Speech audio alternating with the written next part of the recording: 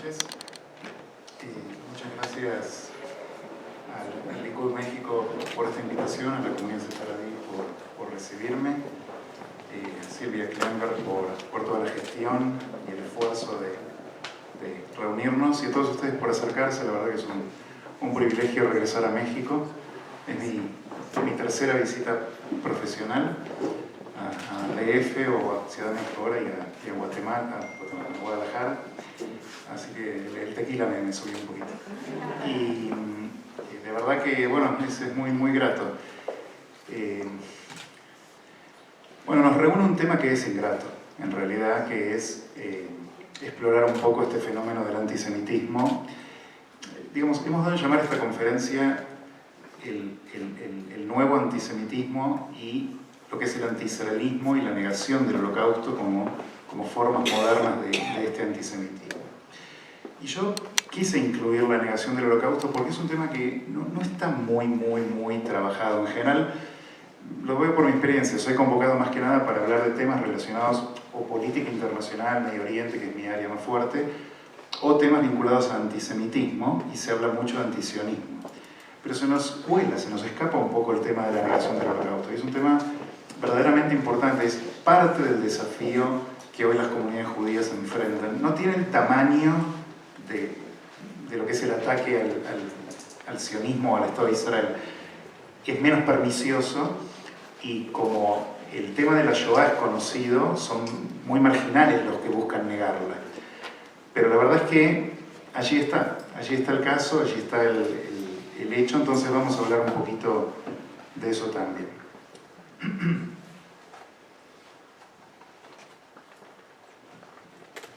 Listo, cronometrar.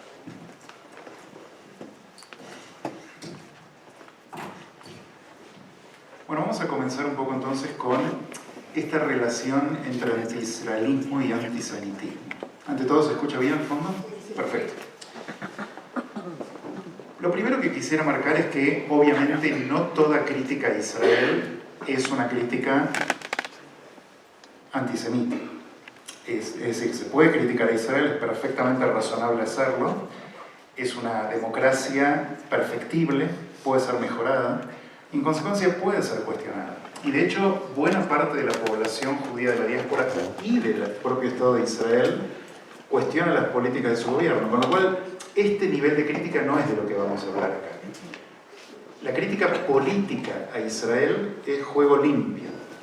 Nadie alega que no se puede criticar al Estado de Israel.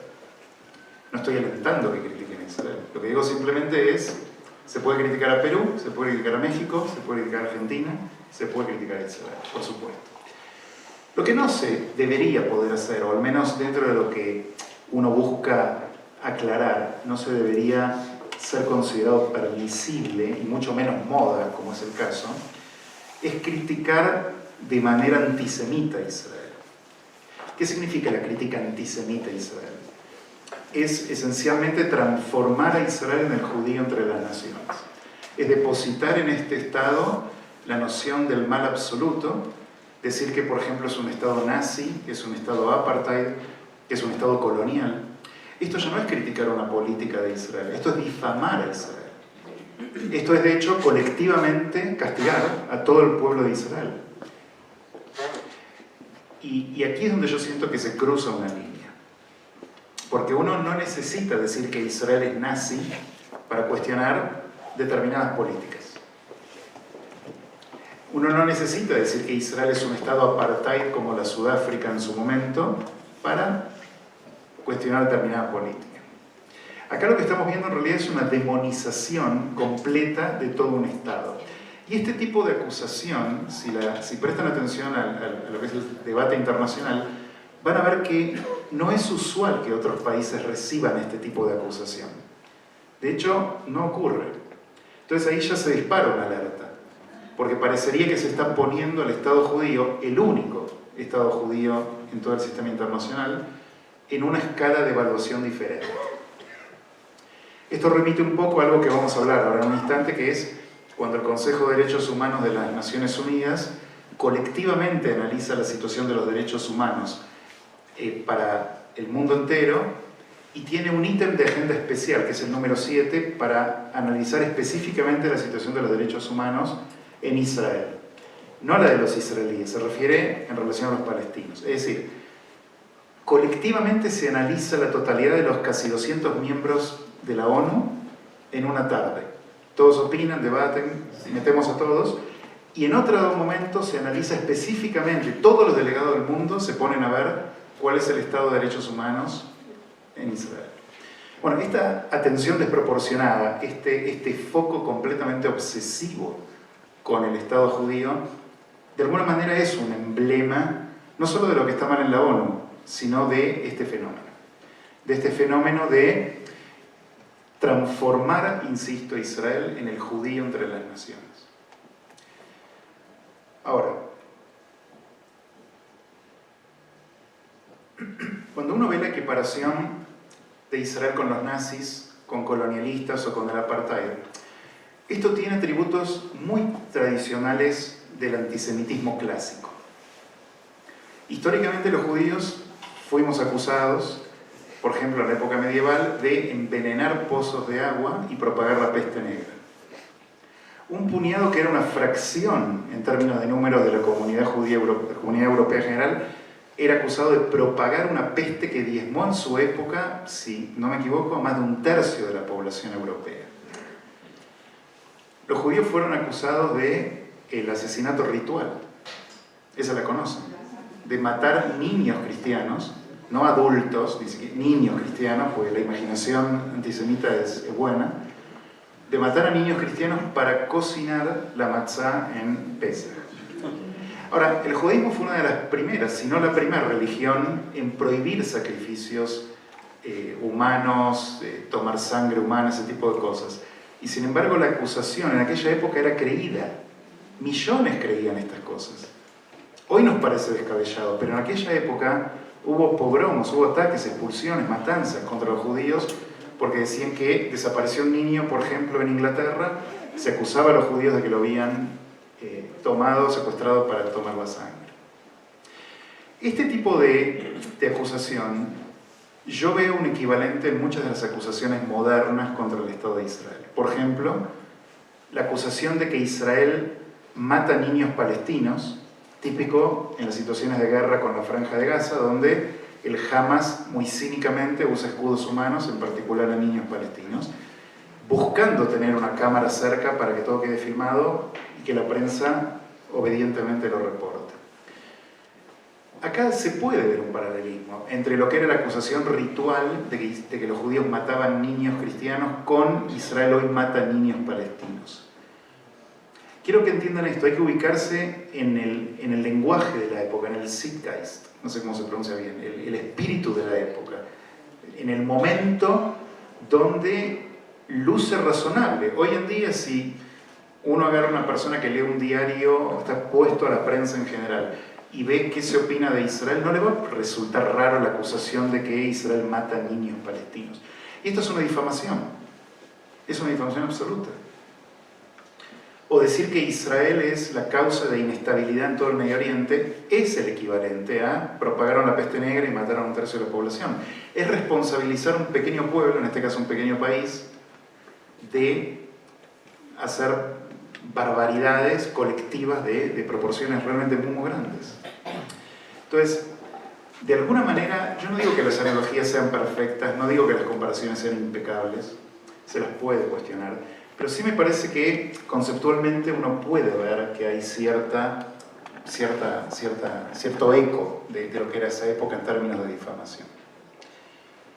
Y de hecho hay un autor que se llama Alvin Rosenfeld, es un especialista de la Universidad de Indiana en temas de antisemitismo, y él dice, así como antes se buscaba echar al judío de la sociedad, hoy se busca echar al Estado judío de la familia de las naciones.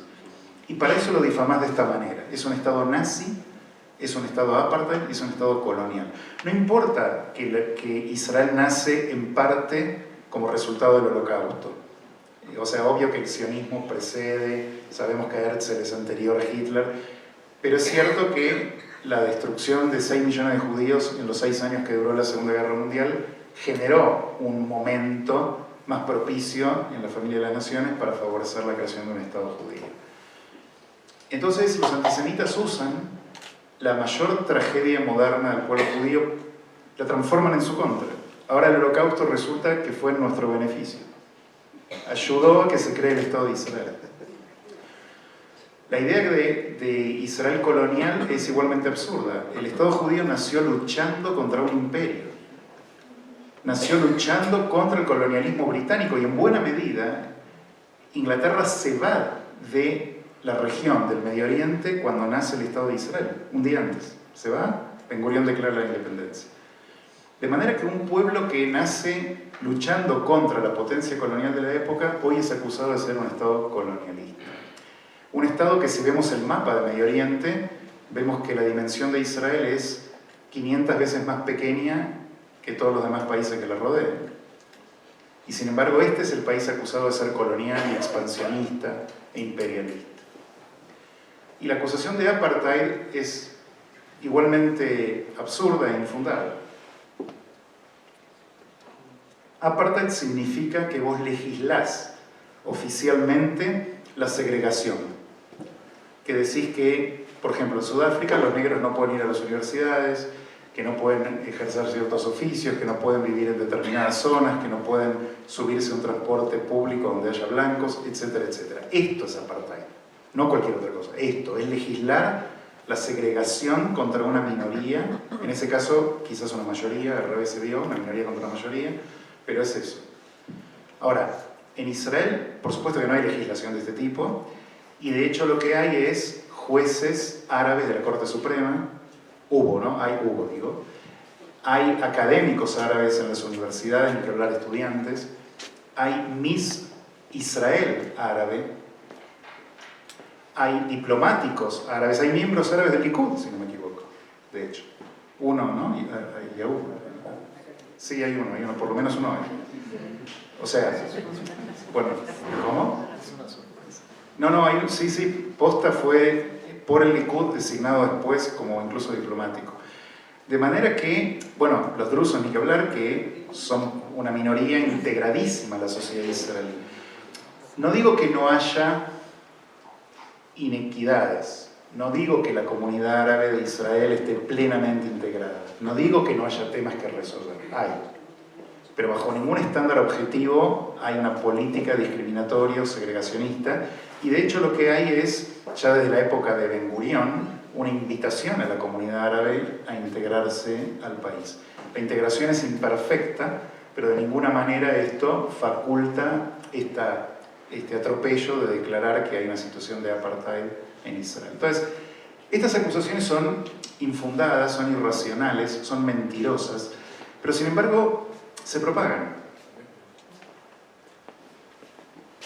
Y es más habitual que no, que sí sea dicho. Esto tiene que ver porque el antisemitismo siempre fue irracional. Uno busca darle una respuesta racional, entender un fenómeno que esencialmente es irracional. No es normal que alguien odie a un judío porque es judío. Del mismo modo que la negrofobia, no es normal que odies a un negro por el color de la piel. Pero ese, no sé si no es más absurdo incluso que el antisemitismo, puestos a hacer una escala de ridiculez en el odio. Es decir, el antisemitismo es irracional, uno trata de entenderlo racionalmente para luchar contra él. Y un poco este encuentro trata de conceptualizar algunas cosas que nos permitan aclarar. Y así es interesante considerar esta frase de Emil Fackenheim, un profesor de la Universidad Hebrea de Jerusalén, que sintetizó la evolución histórica del antisemitismo en una frasecita muy, muy breve. Dijo: a los judíos se les dijo a lo largo de la historia lo siguiente: ustedes no pueden vivir entre nosotros como judíos. Después se les dijo: ustedes no pueden vivir entre nosotros. Y finalmente ustedes no pueden vivir.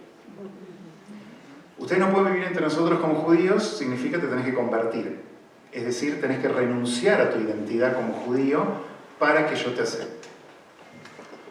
Ustedes no pueden vivir entre nosotros significa que te tenés que ir. Son las expulsiones.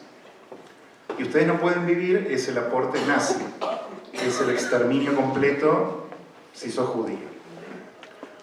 Ahora, fíjense ustedes esta evolución también es pertinente en otro aspecto.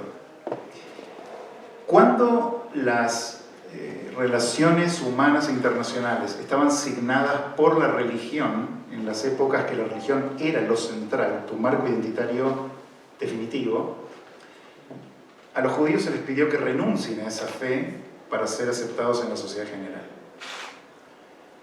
En la época de la Inquisición, con los edictos de pureza de sangre, se le pide al judío básicamente que deje de ser lo que se entendía como un judío físico, un judío racial, que después las doctrinas teóricas del siglo XIX y XX, con varios, Wilhelm Marr, el propio Richard Wagner, para quien no sepa, Houston Chamberlain y otros tantos, elaboran un corpus teórico declarando que la raza es lo que define a las personas y que los judíos son una raza y en consecuencia están constitutivamente limitados en su adaptabilidad al entorno europeo, fundamentalmente. La mayoría de estas doctrinas fueron en Europa Occidental.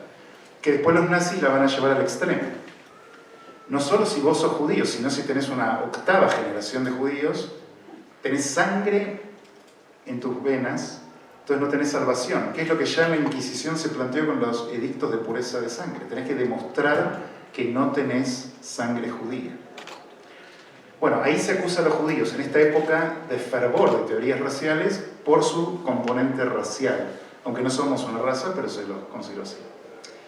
Hoy en día que el mundo está definido en términos de relaciones internacionales por el ejercicio de la soberanía nacional, es decir, por la conformación de estados nacionales, se ataca justamente a los judíos por el ejercicio de esta soberanía.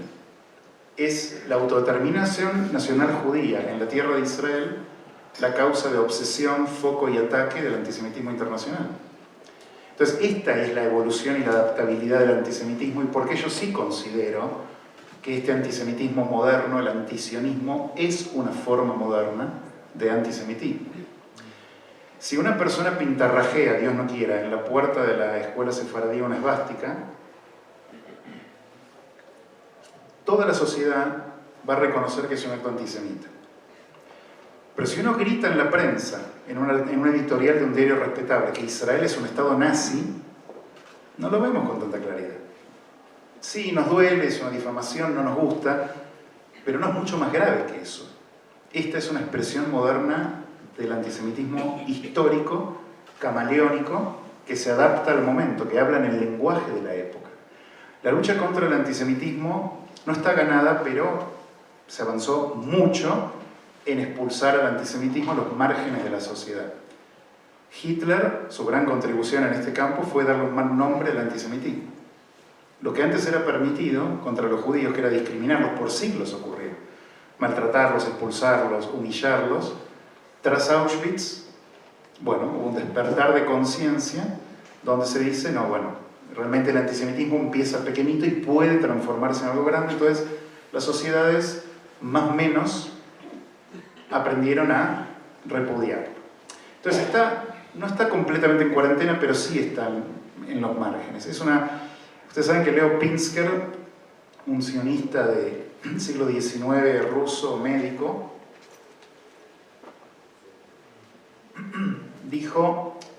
dio un diagnóstico en un libro suyo que se llama La judeofobia. No, autoemancipación, perdón. En autoemancipación incorpora el concepto de la judeofobia, que es el término más exacto para referirse al fenómeno, pues la idea de antisemitismo sugiere antisemitas, o sea, contra el movimiento de los semitas, no tiene sentido lingüístico esto. La judeofobia remite más a lo que son los odios como en xenofobia, ¿no? Psicológicamente las fobias remiten a miedos, como la aracnofobia, claustrofobia, lo que fuere. Sociológicamente se entienden como odio a. Y en este sentido la judeofobia es el odio al judío. Y usamos el término antisemitismo porque es común, porque es habitual, pero sí es bueno conocer la distinción. Ahora, Pinsker dijo que el antisemitismo era una enfermedad hereditaria incurable y que tenía 2000 años de antigüedad y que, bueno, ya no había manera de erradicarla, que lo que había que hacer era luchar contra ella, por supuesto, pero en esa época le proponía la migración judía a Israel y un Estado propio. Ahora, yo coincido con él. Es verdad que es hereditaria y que es incurable. Por hereditaria me refiero culturalmente hereditaria, que va pasando de generación en generación, y la Agadá de Pesaj, de hecho, dice, en cada generación se levantarán contra ti. O sea que no es nada nuevo esto. Sí creo a la vez que se puede luchar contra ella, combatirla, eventualmente expulsarla hacia el tacho de basura de la historia, que es el lugar donde le corresponde. Pero es una lucha que a todas las generaciones les toca. Lo que sí es importante es concientizarse en cuál es la forma contemporánea que adopta el antisemitismo. No es la pintada nazi en la escuela, es Israel es nazi. Es una difamación completa. Esto no es criticar una política de Israel, esto no es decir no me gusta la política de asentamientos. Esto es difamar a un pueblo entero. Ahora, cada cual puede tomar su propia definición y decir, no, a mí no me cierra. Yo prefiero seguir en la idea de que el antisemitismo tradicional es el que conozco y esto me parece que es más una situación política, digamos. Está perfecto, yo no vengo a arengar ni a persuadir. Presento mi posición como teórico del tema y estoy convencido, y sí pido, la apertura mental para considerar el caso. Porque es muy difícil, lo noto en muchas comunidades, reconocer estas formas de antisemitismo. Pero realmente lo es. Es el único Estado judío en todo el mundo, es el único acusado de esta manera, es el único al que la ONU agarra para escrutinio específico. Es el único sobre el cual recaen ahora el movimiento BDS, que es boicot, desinversión y sanciones. Es el único que es la obsesión number one de la prensa internacional por décadas. Es decir, reúnen demasiadas cosas. La comunidad de derechos humanos, Amnesty, Oxfam y todas estas organizaciones que hacen un trabajo muy bueno en otras áreas, acá flipan, se ponen locos. Le perdonan a Hamás todas las barbaridades que pueda cometer y la mínima transgresión de Israel es cuestionada de una manera exorbitante. No hay para ningún país una semana internacional del apartheid como se hace contra Israel en los campus universitarios de Europa y de Estados Unidos. No hay otro tema que convoque tanto a quienes a priori son observadores imparciales de los hechos. Los periodistas. Los periodistas pueden reportar sobre Siria, sobre Congo, sobre la guerra de la droga en México, sobre un montón de otras tragedias, pero cuando se trata del conflicto palestino-israelí, toman una postura. Toman una postura. Abandonan todo profesionalismo. Ellos decidieron que los palestinos son las víctimas, los israelíes los villanos. Entonces la cobertura periodística ya no es objetiva. Está totalmente transformada, condicionada y distorsionada por este prisma. Este es el prisma. Entonces, si los israelíes son los malos, vamos a publicar todo lo malo, real o inventado. Y si los palestinos son las víctimas, bueno, las cosas malas que hagan no las vamos a publicar, porque son las víctimas, tienen derecho. ¿Recuerdan el caso de un embajador francés que había dicho que todo el Medio Oriente estaba por estallar por, cito, ese paisecito de mierda? Disculpen la expresión. Un embajador de Francia diciendo estas cosas. Y he tenido mucha experiencia con periodistas. La verdad que es una profesión noble, pertenezco a ella. Hay gente que hace un muy buen trabajo, pero hay mucha gente que lamentablemente tomó una posición. Yo, en la charla que di en la escuela Maguel David, ayer, daba un ejemplo que es bien representativo de esto. Hubo un caso donde pareció publicada una fotografía de un palestino tirado, como en el piso, con una mano en alto, apretando una llave. Y la explicación de una foto que circuló internacionalmente por un montón de diarios era que hubo una manifestación en la frontera de Gaza y que un palestino se desmayó por los gases lacrimógenos. Esto es lo que decía la explicación. Ahora, yo no soy médico, pero me parece que un gas lacrimógeno no desmaya a nadie. Te puede irritar, te puede poner mal, porque colapses es raro. Que te desmayes y te quedes con el brazo en alto, algún médico puede explicarme si es posible, y que encima apretes, que tensiones la llavecita mítica del retorno a Israel, ya es un poco mucho. Esta foto, por supuesto, que fue armada. Alguien se ocupó de sacarla de una agencia internacional, no recuerdo cuál era, pero fue una grosa, tipo AP o Reuters, una de estas. Fue enviada a todos los diarios del mundo, los editores recibieron la foto y dijeron, ah, buenísimo, vamos a publicarla. Los correctores, porque los editores no son los últimos, hay toda una escala de revisores, y pasó. Y pasó. Y no es la única. Esto me estoy basando en una nota que yo publiqué en Infobae, es Info Buenos Aires, la BAE viene de ahí, por eso no en inglés, donde se llamaba Fotografías fraudulentas del Medio Oriente, donde, basándome en un reporte de, creo, de, no recuerdo si era Reporting o Cámara, mostraba y agregaba otras fotos mías de casos tremendos de este tipo. Había uno que era espectacular porque había una señora presuntamente palestina, anda a confirmar eso, supongamos que sí, con la llave vieja, ¿no? Las llaves de época de las puertas de los años 20 y por ahí 40, y decía que era una refugiada palestina de X ciudad, pero también decía la edad de la mujer, y no me acuerdo los números, pero no cojaban. No podías tener, ponele 40 años y haber sido una refugiada de la guerra del 48, no cerraba la cuenta. Y bueno, y así era publicado y así era presentado. Para quien le quiera googlear, Fotografías fraudulentas del Medio Oriente, Infobae, mi nombre, los va a llevar a la nota. Y ahí están todos allí. Este tipo de ejemplos ya habla de una malicia tonta, pero una malicia que no la vemos en todas las coberturas de otros países. No se ve. No digo que otros países no estén expuestos a veces a tendenciosidades de las prensas. Lo que sí digo es que es raro la cantidad de errores que se dan en relación a la cobertura de Israel. Y el otro caso paradigmático es las Naciones Unidas. En las Naciones Unidas es un foro fundado en 1945 por los países victoriosos de la Segunda Guerra Mundial. Eran 51 naciones los Estados miembros en aquel momento. Hoy son, ¿alguien sabe cuántos? Más o menos 200. O sea que se cuadruplicó la cantidad de países miembros de la ONU en 70 años. ¿Quiénes son estos países? ¿De dónde salieron? Son países producto de procesos de descolonización en Medio Oriente, en Asia y África. Y bueno, son países que no todos, por decir lo mínimo, tienen una cosmovisión favorable a la democracia o Occidente. Este nuevo ethos, esta nueva cultura, ingresa a la ONU a lo largo de décadas, es todo un proceso, y hoy en día las Naciones Unidas ya no es lo que creemos que es. Porque uno habla de Naciones Unidas y piensa que es una suerte de Madre Teresa global, que a través de la UNICEF, por ejemplo, protege a los niños, a través de UNESCO protege la cultura, a través de la Organización Mundial de la Salud, vela por la salud del mundo, la del clima por el clima, etcétera, etcétera. Sí, fundacionalmente sí, para esto fue creada, pero la realidad es que la UNESCO está en guerra con la historia judía. La UNESCO, esta expresión pertenece a Marcelo Birmacher, un querido amigo argentino, está en guerra con la historia judía. Está declarando que Jerusalén no es parte de la herencia del Estado de Israel y del pueblo judío. Está declarando que la tumba de los patriarcas no tiene nada que ver con los judíos, lo cual es tan increíble la posición. Si eso no tiene que ver con los judíos, entonces ni el cristianismo ni el islam tienen el menor sentido.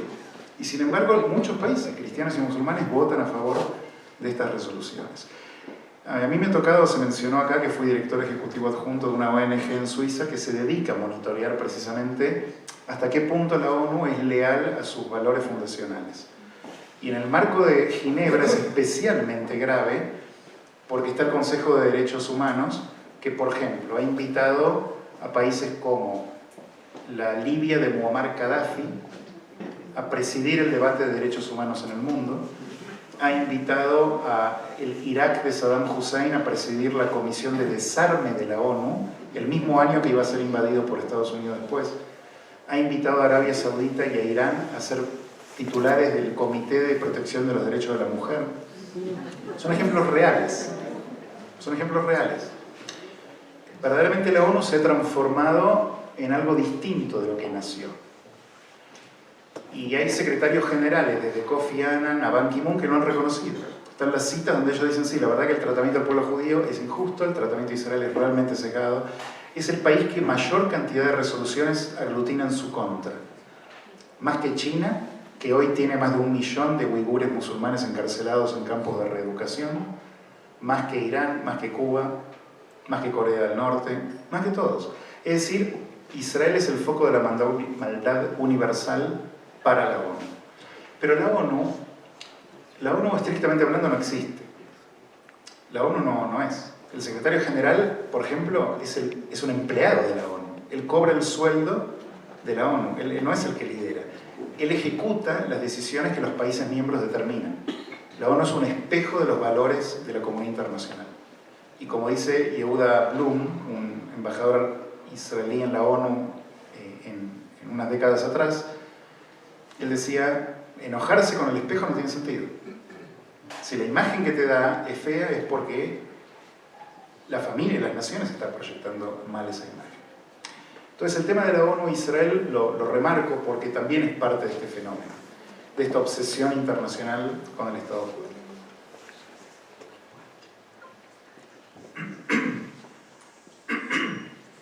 Bueno, y por último en este tema está el asunto de la selectividad. Si yo estoy dispuesto a juzgar a un hombre negro por fechorías por las que no estoy dispuesto a juzgar a un hombre blanco, la misma, esto es un acto discriminatorio.